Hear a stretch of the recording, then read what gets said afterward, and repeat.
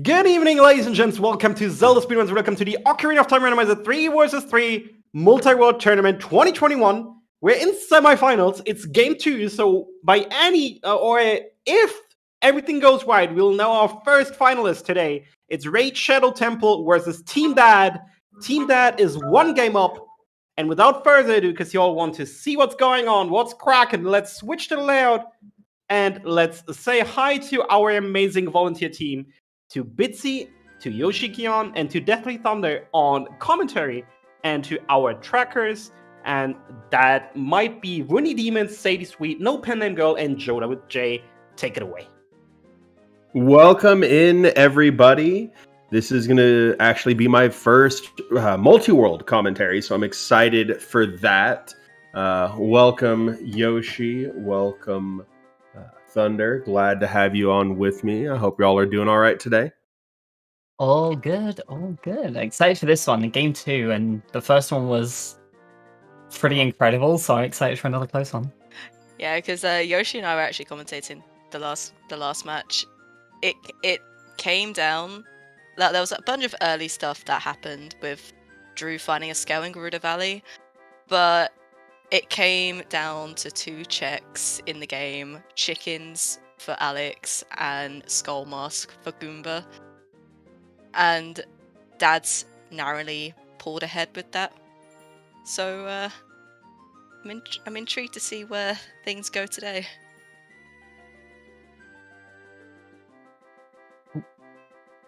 And it looks like we're about to get started. So one very important note, for those who don't know, Multiworld 3v3, there are 3 players on each team. There is a Khadgar command in chat to get the other 2 runners. Alison, Goomba, and Hamster, in that order, are Raid Shadow Temple, and Drew, Alex, and Dubideka are Dad, in that order. Also, it is going to be a nightmare for us to keep track of hints, so any and all help from chat is appreciated on that. Mm-hmm. Oh, absolutely. So, great news for Alex. First hint, Skullmask dead. So, won't have to be dealing with Skullmask today. That just reminds me of the last RSL match I saw where Skullmask had the final strength of the game. There is one of the things that comes up with the hints that's really interesting for this. So the hint distro is slightly different to what a lot of people will be used to. Because it's multi-world, there's a chance that you're looking for a lot of items. So they have 7 Way of the Heroes. And in the last race, it was actually decided by the fact that Alex got too many sometimes hints and was like, didn't have a Skull Mask hint, didn't have a Frogs 2 hint, I think it was, but was like, okay, it has to be either one of the places I've already got a Way of the Hero item wasn't actually Way of the Hero and there's something else there, or I have to do my always hints, like I have to do my guaranteed hints, and that was why he ended up doing chickens. He'd thought there was a Way of the Hero in Kakariko and it ended up being on that. Nice. Oh, Alex buying an early bomb bag for Drew there. So Alison and Drew getting off to early bombs. Yeah, bombs in this game, and honestly in any Zelda game, are just absolutely a necessity early on. It's a lot like, in a solo seed, you're not that likely to go without bombs for too long because, well, they lock kind of half the game, almost. But in multi-world, that can happen. Like, oh yeah. It can just be buried deeper into someone else's world, and then suddenly your whole thing opens up. Oh yeah. No, you could just, get BK mode 5 minutes in, and then, an hour and a half later, you finally get bombs, and then you play for the rest of the time.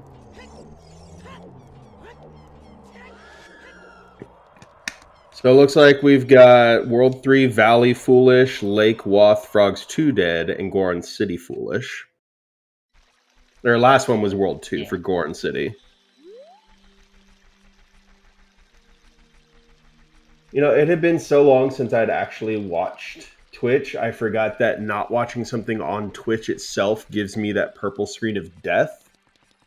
Where it's like, hello, if you're seeing this and you're not already on Twitch TV, click here to get the best Twitch experience. At least this time it has a countdown timer, so I can know when I'm going to get to see this stream again. But, God, that's awful.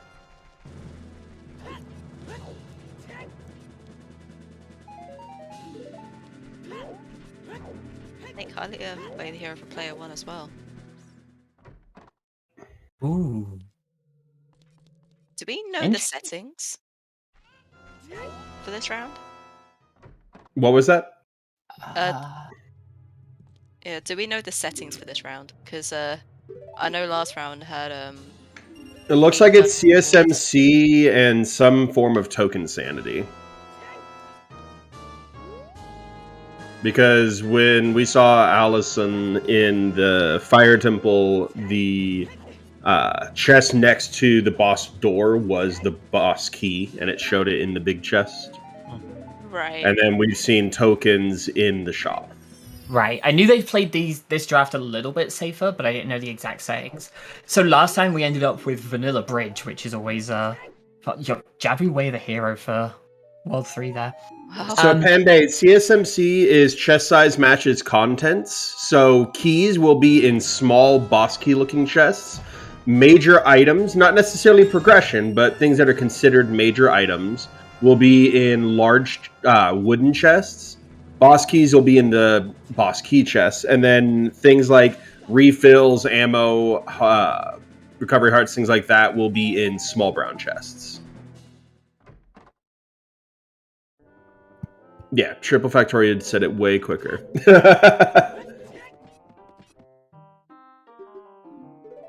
So yeah, last time they had Vanilla Bridge, which can be a pretty dicey one to deal with because of needing the light arrows to get into cannons. And Drew picking up that scale, that'll be helpful. At least it's not in Valley. Right? Real though, that might be useful for Lake Hylia Way of the Hero. Oh, yeah.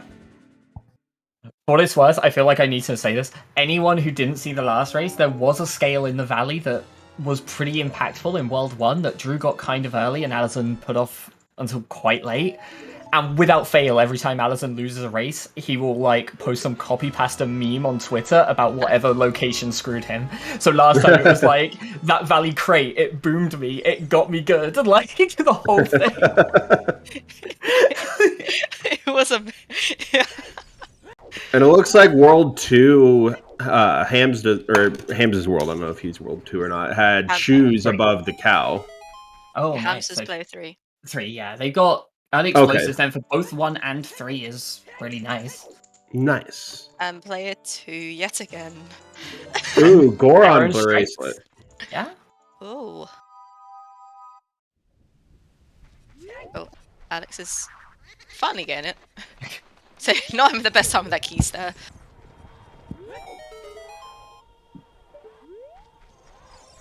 There is a very distinct difference in the styles of play here as well. Not all of the players line up with this perfectly. There are kind of extremes on each team. But generally speaking, Dado far more likely to take risks, whereas Raid are far more likely to be overly thorough. And it's kind of a question of which the seed demands, right? It's not like one is better or worse than the other. It's two distinct playstyles, and you just kind of have to adjust to the seed on the whole. I think, in particular, Hamster and Alex are the two kind of highlights of those styles. They're the two that take them to the like greatest extremes. Oh, yeah. And honestly, being thorough for Raid is just in their nature, because they have to find all those extra rupees for all those sponsorships. Of course. But, for real, I think it definitely comes down to if they feel like they have a disadvantage or advantage with it.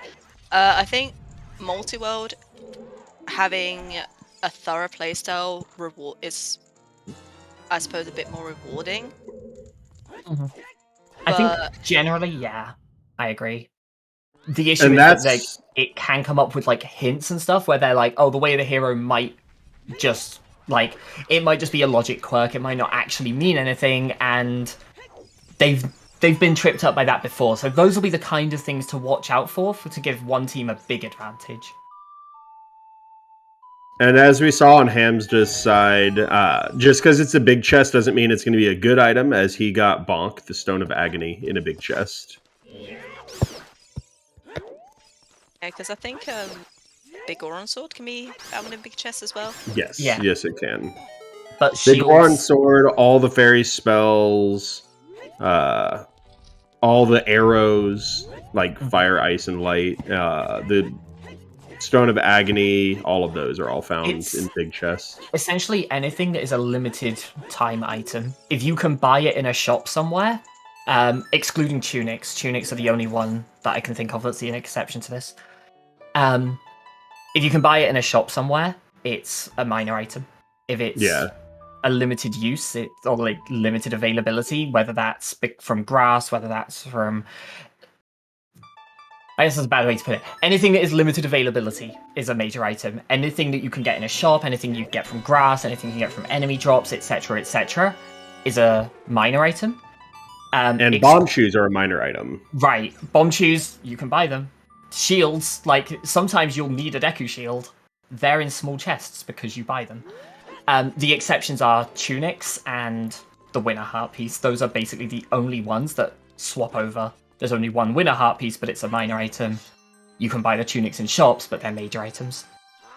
And I think it's the tunics in shops is simply for the fact that you're also given a tunic, both Goron and Zora, from Link the Goron and King Badass, respectively.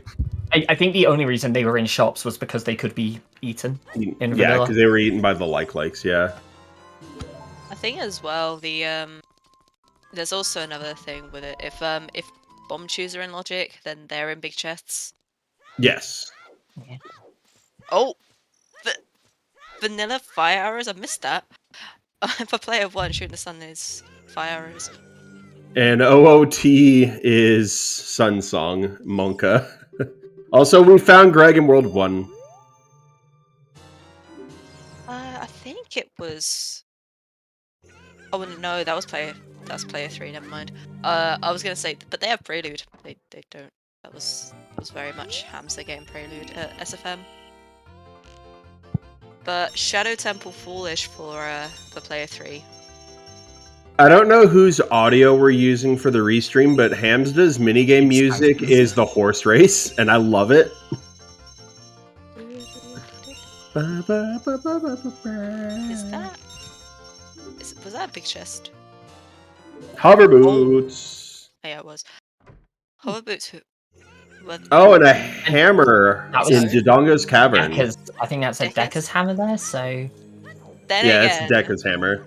Then again, Dekka has had a history of, like, you know... being the one to have to do everything. Oh, no. Putting other people's usernames down. Oh. Yeah, for the first match, Dekka was called Goomba, and it was very confusing to see Drew sending items to Goomba. But it not actually going to Goomba? No.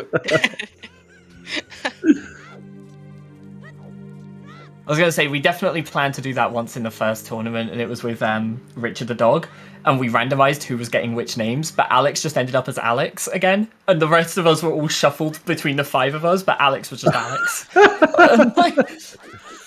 I mean, there's a 17% chance that happens anytime you do that on a 3v3. It's just so funny, though, it's Alex, though, because it's so in character, honestly. Like, oh, yeah. Anything... Alex is... Just to give a bit of background on these people, like, Allison is the greatest and worst shitposter I have ever seen. He will make a joke of almost anything, and it's hilarious, but also I gotta be honest, it happened when I was on commentary one time, and frustrating. It can be frustrating. Drew, also a little bit like that, a little bit more self-deprecating with it. Alex is the most, like, straight-laced, like, down-to-earth, like... Alex doesn't show a ton of emotion, but, like, what little he says, you get what he means. Like, very dry sense of humour. So it was so fitting for Alex to be Alex. And a nice 3 pickup finish for Hamsta on Talon's chickens. They start from the strength and scale. Have there been anything? Oh, well, I was supposed to be bug as well, but... We've seen Hammer. Oh, yeah. Yeah, that... Hammer in World 1, the Dongos as well, so... Allison being child right now does mean that Hamster won't have that for a short while, but he also won't mind too much because he's also child. You can't really make use of a hammer yet. Switch targeting is awful. I hate switch targeting so much. That I absolutely didn't realize sounds like it was. Allison, I didn't realize that switch targeting was the default for MMR when I first started playing it, and I was so confused my first time. The thing that I always find absolutely baffling is that, like, pretty much every high-level rando runner I know plays hold targeting because it's just so much more convenient for everything. The only, like, really high-level OOT player I know who plays with switch targeting is ZFG. ZFG plays with switch targeting, and that baffles me. Oh yeah. Oh, No, Drew it's- getting the fast eyes. Yeah. Perfect. So for anyone who's not seen that one before, you trigger the wrong eye cutscene by blowing up the one that you've already lit. And while that cutscene is happening, you hit the second eye. The mouth starts opening, but you can move while the cutscene plays. Oh, that's cool. That was a claim check for someone on World 3 side. What was that? Where was that sent to? I'm guessing Goomba. Which world is Decker? Decker and Hamster are both 3. Okay. Yeah. So we have one of each world at least on the restream here, but then the world 2 from Raid and the world 3 from Dad are on the Khadgar link. Okay, cool. Huff Puff. World 1's OOT is Suns. I'm not sure about World 3 or 2. I've not got the others written down at least. Also, I guess we didn't actually do that. For anyone who's new to Multiworld, basically the 3 of them are on each team are connected to each other, and so they will find items for each other. So earlier we saw Drew found the hammer in Dodongo's cavern, but it was Decker's hammer. And so Drew doesn't have a hammer, but Decker does. They're playing on the same ones, so Alison and Drew are playing the same seed. Goomba and Alex are playing the same seed. Hamster and Decker are playing the same seed. And it's the average or the total time. They basically work out the same way. The fastest average time for all 3 players to finish is the team that wins.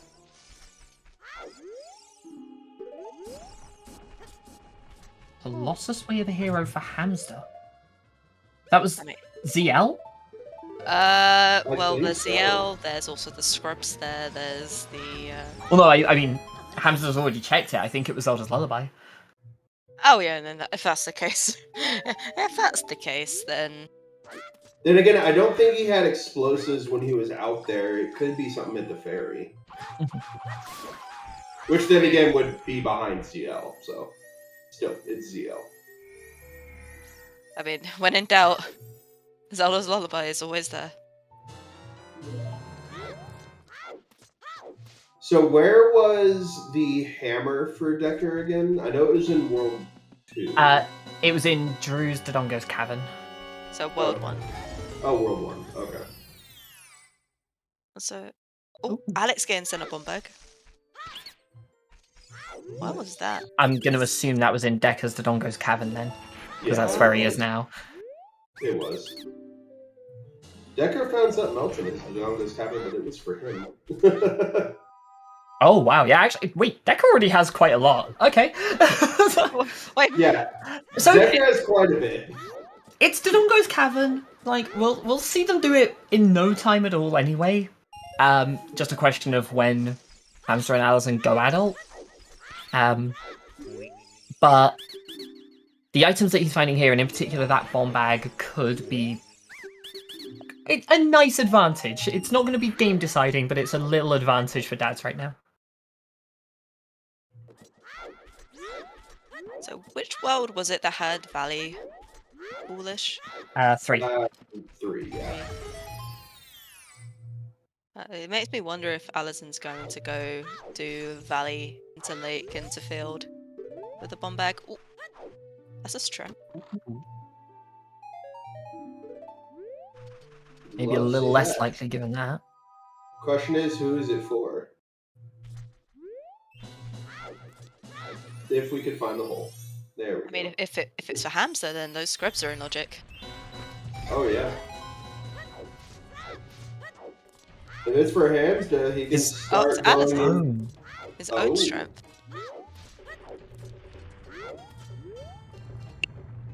So Alex is now in Deku. Another bomb there's bag. another bomb bag. Looks like that was Drew's bomb bag. Oh, light Drew's arrows lights. for Drew's. Oh, That's... is this Vanilla Bridge? No, not this time. Not this time. What's the win con for this one? It's 8 dungeon rewards. Okay. So they... So, it's wait, almost... it's 8 dungeon sorry, rewards, it's... all but 180? Right. They can skip one of their stone dungeons. It's 6 medallions for the bridge, and then 8 rewards for the boss key. So, in theory, they can skip one of their stone dungeons. But sometimes you just need the OOT song. Obviously, it depends on when that comes up as well. It's definitely a seed that expects them to do a lot. Yeah.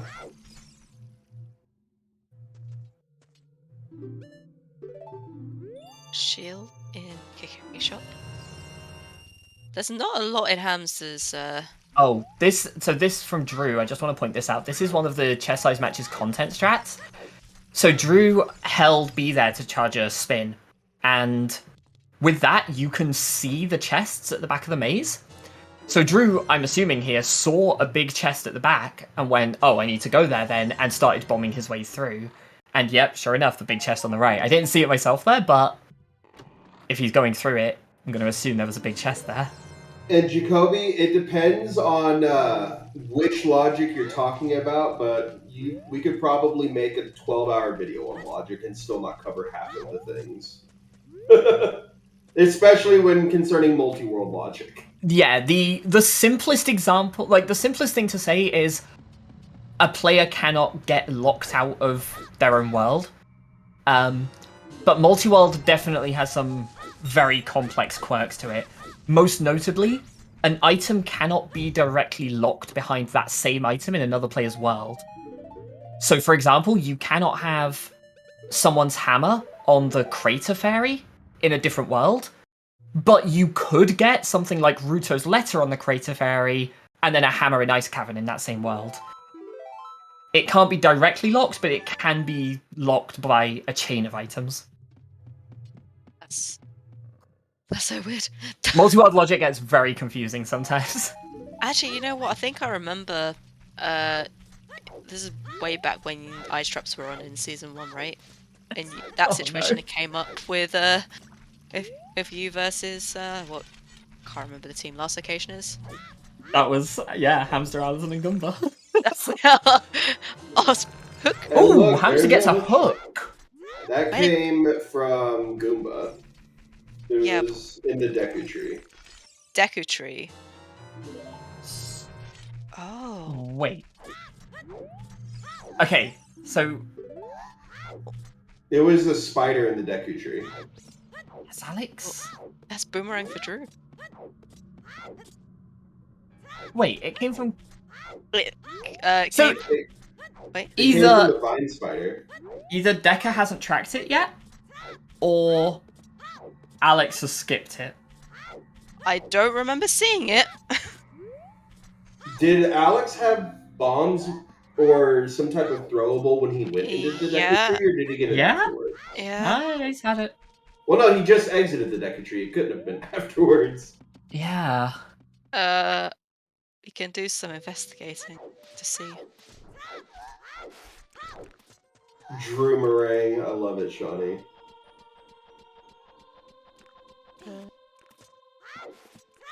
Oh, hey, there's a big fat chest. With a fairy bottle. For Drew again. Alex just has all of Drew's crap. Here's the way it's going. So, I know each team has different ideas of what the classic multi-world pattern is, but we always found that player 2 either gets all of their items in like under an hour and just has to rush dungeons for the last like however long, beats the game first comfortably, or they have all of the items in their world, and everybody else just has to go and like Rush wait around for. dungeons. Yeah, everybody else is just like doing all this stuff that means nothing, and they're just waiting for them. Oh. Did that say his strength for Alex? From hands down? That was Alizon's strength 2 there, yeah. Alizon got... So... I never saw it come up for him, or did it just happen so quick and he dismissed it before killing that spider? Yeah, it was pretty quick before that, yeah. Okay.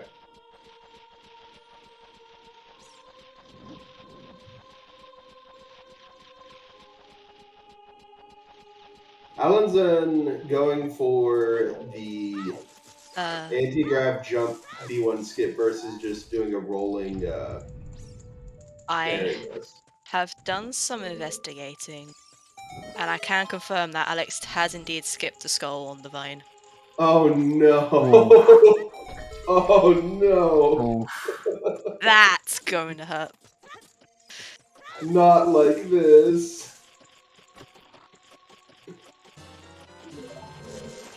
Oh, that is a Pepe Hands moment. Alex, who's every time. That was Decca's hook, right? It would be Decca's, yeah. And is that a medallion or stone for them? Stone? Which do you mean? For World 3. For water? Yeah. Medallion? Oh, okay. Oh no! That's at least it's not a yank. shop this time. I would argue it's worse than a shop because you'd have to go all the way back down to get it. I got to ask, in your like investigating there, did you see Yeah. any dungeon skulls from Alex? I can give. There was one. There was one in the basement. He threw a bomb at So he the did one the on one the gate. on the cage, but didn't do the one on the vine? Because he didn't go back and check the one at the back either, which, No. if you've got bombs, normally you want to go back and peek that at least. Uh-huh. That's interesting. Yeah. I'm wondering if he forgot dungeon skulls were on, but then I don't know how that would happen if he got the one on the gate. Wait, was the one on the gate a token though? Yeah, the one on the gate was a token. So he might have forgotten that dungeon skulls were on. I wonder if at some point one of the others will say something about like, oh, this skull had this, and Alex is just going to be like, uh-oh. Oh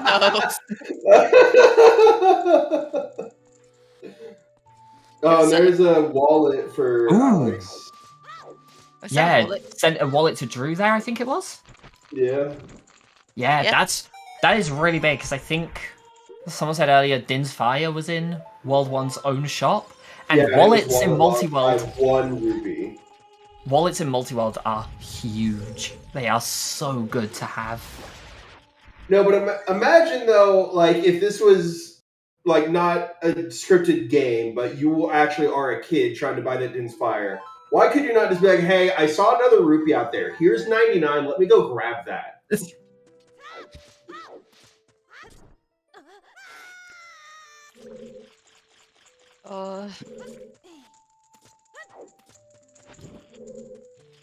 So, what's the hope? Dad's here. Alex gets told, yeah, you know what? Skulls are on, and Deca just hits BK mode. Or something. BK mode is never the hope. For anyone who doesn't know in chat, by the way, BK mode is basically when a player has done every check they can, and they're just waiting. They're just waiting for items. Because then you just go to Burger King. I can't remember who originally did it, like to coin the phrase, but they literally went and got Burger King and came back, and they still couldn't play.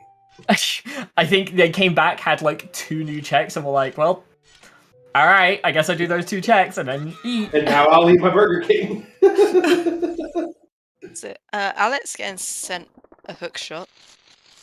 No, but the first time I ever saw Multiworld, I had never heard the origins of BK mode. So I thought it just meant, oh, I have done everything and I just need boss keys now. I didn't realize it meant Burger King. I can't remember who that was.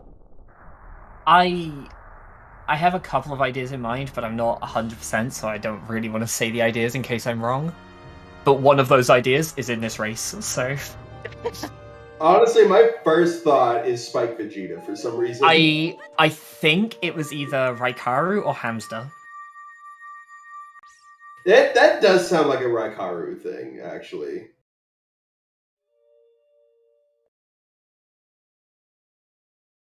It does. And yeah, it definitely started with OOT, but it's also spread through the communities. Did Also, Alan get that T-shirt for him, or did Decker, or not Decker, Goomba? I didn't see that, but Waterway of it. Wait. Waterway. Okay, World One. It's. I was like, oh, that was. Alex that was magic from for Drew there, I think. Yeah. No, that was Drew getting magic from Decker. For Alex. For Alex, yeah. Or from Lake Hylia.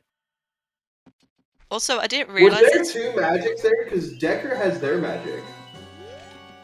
Decker probably found his own magic. I'm pretty sure I saw it say Alex, but there might have been another one, so... I didn't see who it said. Oh, hello. Sword. I didn't realize this, but Allison has 2 strengths. Yeah. Yeah, so... I know one of them was in the back of the silo, but where was the other one? Hamster's Deku Tree, I think it was. No, I think it was Shieldgrave. No, that was Scale. There was a Goron bracelet in some grotto chest. And that was World 2's own strength. No, World 3's own strength, sorry. Okay.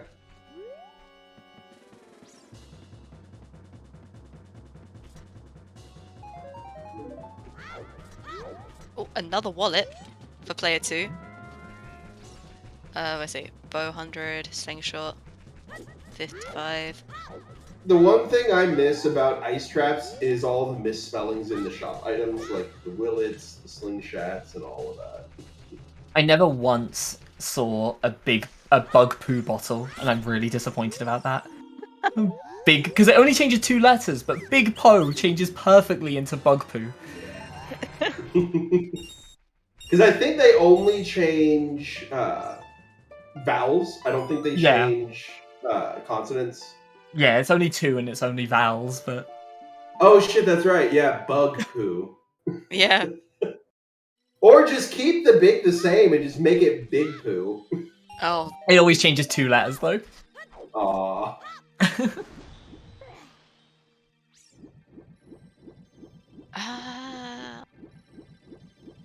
The slong shot.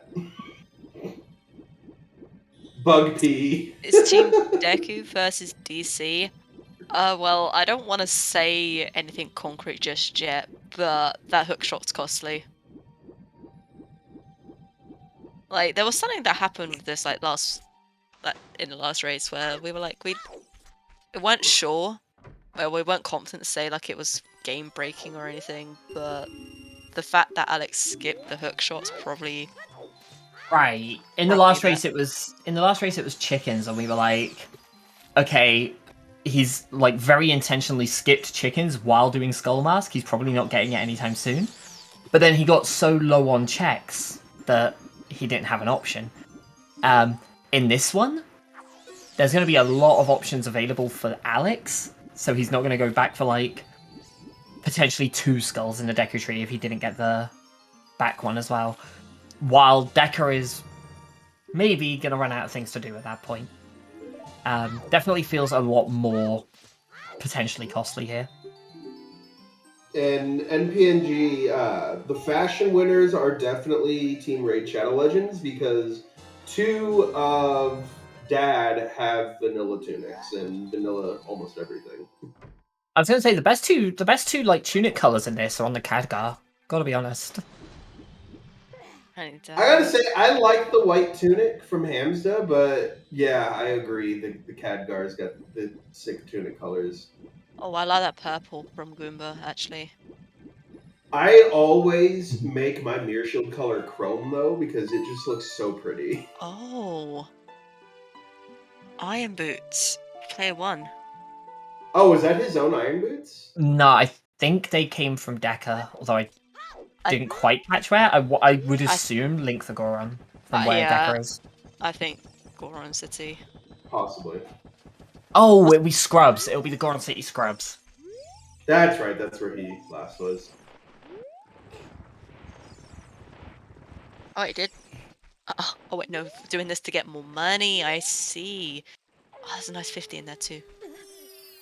There's a lot of stuff in that Zora shop. Honestly, if you've got the scale, doing the diving game over and over is honestly a really good way to make money.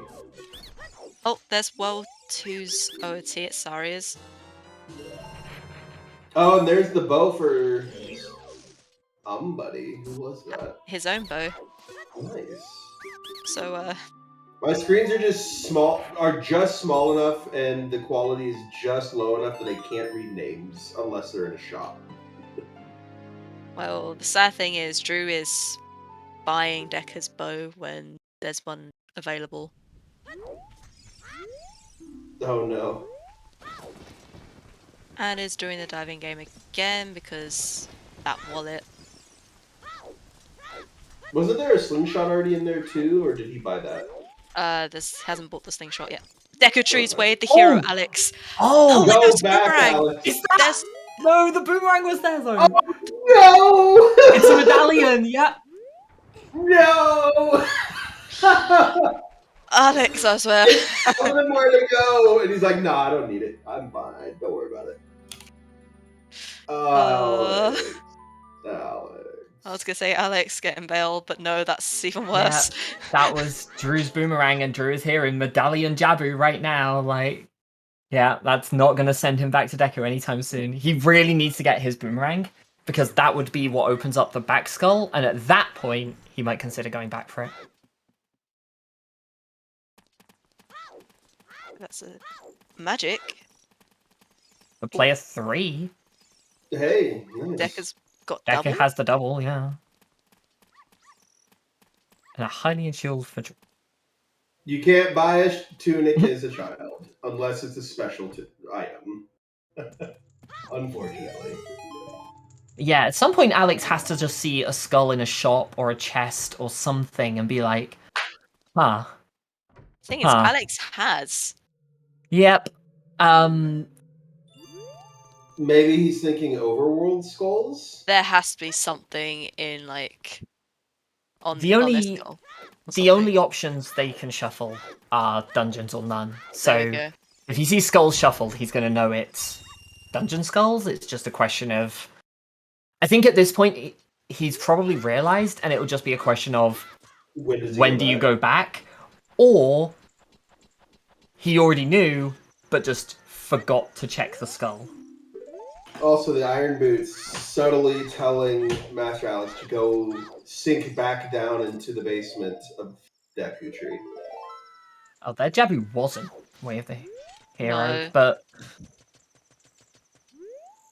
I But could the wonder- boomerang be Way of the Hero for those Iron Boots for Alex? No, because I Uh, can well- get by climbing the vine, right? right. Oh, and yeah, that's also right. Yeah. the Iron Boots are required anyway, so we might see a Jabu hint later, because water's a medallion for that world. But also, the boomerang is for Jabu, because it's a medallion for this world. Like, all of the medallions, at least, are required, so the Way of the Heroes generally will just point to medallion dungeon items. I mean, surely overworld skulls have drafted, but dungeon skulls obviously are in.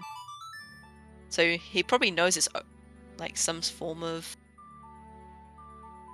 Oh right, I- dungeon skulls. Yeah, I was going to say, I think the only option is Dungeon Skulls or nothing. They might have drafted them, but also I would not be surprised if Alex just forgot until later. The problem is, there's two options at this point. Either he forgot at the time, and he's going to have to go back there at some point, or he remembered at the time and just forgot to do the check, and in that case, he's pretty much never going back there. Or the third and most worst option is he thinks he already did it because he knows he got one of them. That would basically be, yeah, that one. I guess the flip side to that, though, is he definitely didn't check the back skull, and he'd remember that at least. So Yeah. at that point, when he gets the boomerang, maybe he considers going back, sees the skull on the wall, and goes, "Huh, did I check this?" Was the magic in that Zora shop for Decker? Because I'm looking at Decker Yes. on the cat card. He's got double magic now. Yeah. it was- But still only 3 hearts. Oh, Hamza's doing Forest Temple. Required, Yeah, I'm pretty sure. Yeah. A lot of checks incoming, I think. I think Forest Temple is like a really good dungeon for like skulls and... With CSMC and Dungeon Skulls, it's definitely a good place to check. I think Another bow! in particular with Dungeon Skulls on, every dungeon just becomes really powerful. Like, even Water Temple and Fire Temple and stuff are pretty good locations because you add 5 checks to either of those and they've got pretty high density at that point. Oh, yeah. And that's not to say that GTG is No, just right. bad or something. It's still... That's a powerful hint. Wow. Oh, Bottom of the Well, Foolish in World 1. That is powerful. That's like 6... No, it's a lot. 15 checks that just got ruled out. The thing is, like, Gerudo Training Grounds are still powerful because it's still 13 checks. Like, it's... Wait, how do you get 15 for Well? 14. Well, 14 Well has as well. 11. Yeah. Yeah, I'm getting the numbers wrong. 14, 13, 12, 11. Spirit, GTG, Shadow, Well. GTG is still powerful. It's still 13 checks compared to, you know, Fire being, 10 now? And way slower. Water is 9 and still slower. So, like, Training Grounds are still powerful, but now it's kind of on par with Forest, because Forest has been improved that much. So with Dungeon Skulls on, we have 13 checks in Forest, 11 in Fire, 9 in Water, 19 in Spirit, 17 in Shadow, 13 in GTG, 14 in Well, and 14 in Gambits. Yeah, it's not so much that the dungeons without skulls become weaker, it's that you care far more about going into your dungeons. Like, I know that, like, Rush Donjon has kind of become a bit of a meme of, like, haha, just Rush Donjon, etc., but, like, in these kinds of settings, it's even more powerful, and actually there's an argument to dip your dungeons without the items to beat them a lot more than you would normally. Especially in Multiworld. Because you dip it, you get the one item that then allows you to come back and beat it a lot quicker later. I think the other big thing is, like, certain dungeons like Water. You know, we're talking about Water being way better now. You don't need a long shot for pretty much any of the checks other than Morpher. So it's a much more powerful location to just dip into and then come back to beat later on.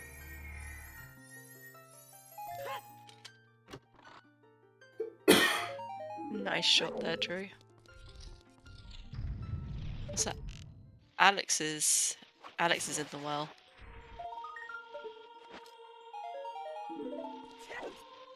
And it was Seems World fine. 1's Well as Foolish, right? Yeah. I Also, think we're it's seeing good. some of those chess size matches content strats there. Alex just rolled into a wall, C-upped from the alcove there, and you can see the bombable chest at the front. So you can just not blow up the kind of dirt above it because you've already seen that the chest is small and you can ignore it.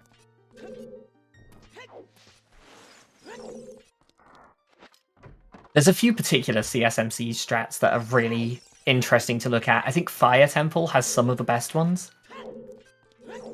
Although that is the big reason that saying about in these kinds of settings, I don't think like the Gerudo Training Grounds are particularly weak. CSMC is the biggest change. That's the one that buffs it the most because you just walk straight into the main like maze, look around, and you know exactly how many keys you need and how many checks you have to worry about. It speeds up checking all of those checks so much. Oh yeah. I I like some of the quirks with that. Oh yeah, scrubs. I forgot about scrubs. That actually changes a couple of them. Yeah, Jabu +1. Oh. But yeah, DC is like extremely powerful in these settings. So nice surgery. There are 16 checks in DC with these settings. Still gets it. How many checks are there in DC? 16 with scrubs and dungeon tokens. And that's the thing, like, you hear that Spirit's 19, and you're like, oh, maybe that's not that powerful then compared to everything else, but Spirit is a much slower dungeon, even ignoring the part where you have to go in as child, which is 3 of the checks on its own. And the fact Arguably that 3. Spirit has essentially 6 dead checks, which are just to get you further into Spirit. It's like the speed. Oh. It just got sent gold scale by the skull. I can see the restream is having a couple of small issues at the moment.